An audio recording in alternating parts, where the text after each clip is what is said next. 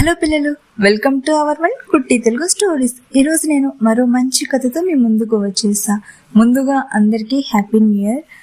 ఇక కథలోకి వెళ్తే, అనగనగా ఒక చిన్న పట్టణంలో రాధిక అనే యువతి జీవిస్తుండేది. తను చిన్నప్పుడే తన తల్లిదండ్రులను కోల్పోయింది. అందువలన తను ఒంటరిగా జీవిస్తుండేది. తను చిన్నప్పటి నుంచి ఒంటరిగా ఉండటం వలన తను అన్నింటికీ భయపడుతూ ఉండేది. కానీ తనకు కొన్ని కలలు ఉన్నాయి. బాగా చదువుకోవాలి, మంచి జీవితాన్ని పొందాలి అని ప్రయత్నించాలనుకున్న ప్రతిసారి విఫలమవుతుందన్న భయం ఎక్కువగా ఉండేది. అందువలన తన ప్రయత్నించకుండానే ఆగిపోయేది.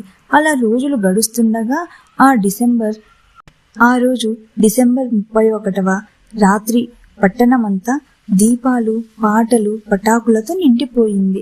రాధిక మాత్రం ఇంటి మేడపై ఒంటరిగా కూర్చొని ఆకాశంలో మెరిసే వెలుగులను చూస్తూ ఉంది. ఆమె చేతిలో చిన్న నోట్బుక్ ఉంది.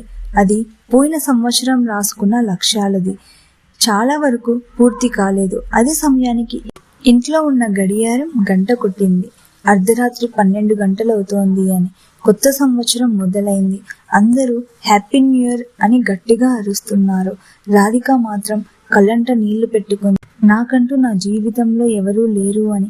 అదే క్షణంలో తన తల్లి మాటలు గుర్తొచ్చాయి.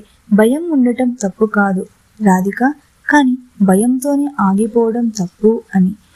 అప్పుడు ఆలోచించింది రాధిక. తన తల్లి తనతో లేకపోవచ్చు, కానీ తన తల్లి చెప్పిన మాటలు మార్గం చూపుతాయని. ఆ రోజు నిర్ణయించుకుంది, ఫలితం ఏదైనా అవ్వని, నా ప్రయత్నాన్ని ఆపను అని. మరుసటి రోజు ఉదయం జనవరి 1వ తారీఖు, కొత్త సంవత్సరం. ఆ రోజు నుంచే తన కల కోసం పని మొదలుపెట్టింది. చిన్న చిన్న అడుగులు వేసింది, తప్పులు కూడా చేసింది, కానీ వెనక్కి తగ్గలేదు. రోజులు గడిచాయి. ఆమెకు ధైర్యం పెరిగింది. తన మీద తనకు నమ్మకం మెల్లగా పెరిగింది. ఆ సంవత్సరం పూర్తి కావస్తోంది, కానీ రాధిక కల పూర్తిగా నెరవేరలేదు. కానీ ఈసారి ఆమె భయపడలేదు. మళ్ళీ డిసెంబర్ 31వ రాత్రి వచ్చింది. ఈసారి ఆమె నోట్బుక్లో ఒక వాక్యం రాసుకుంది. ఈ ఏడాది నేను నన్ను గెలిచాను అని. ఆమె ముఖంలో చిరునవ్వుతో కొత్త ఏడాదికి స్వాగతం చెప్పింది. ఈ కథలోని నీతి ఏంటంటే, కొత్త సంవత్సరం అంటే విజయమే కాదు, ప్రయత్నించే ధైర్యమే అసలైన విజయం. నా వీడియో నచ్చినట్లయితే లైక్ చేసి నా ఛానల్ని సబ్స్క్రైబ్ చేసుకోండి please. Thank you for watching.